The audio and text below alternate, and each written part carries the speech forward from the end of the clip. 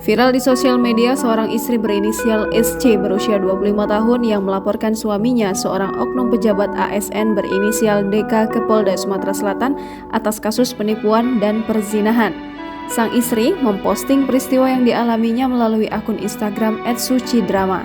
Dalam postingan di akun tersebut diketahui SC merupakan seorang polwan di Polda Sumatera Selatan, sedangkan DK, suaminya, berstatus ASN di Kabupaten Ogan Komering Ilir.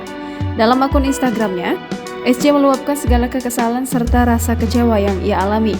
SC mengungkapkan dirinya dinikahi oleh DK yang mengaku masih berstatus bujang pada 21 November 2021 lalu.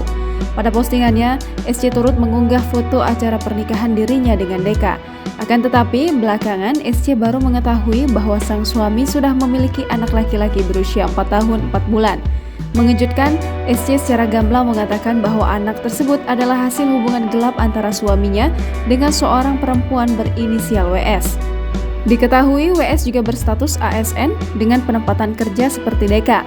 Terungkap pula bahwa WS telah memiliki suami serta 2 anak perempuan.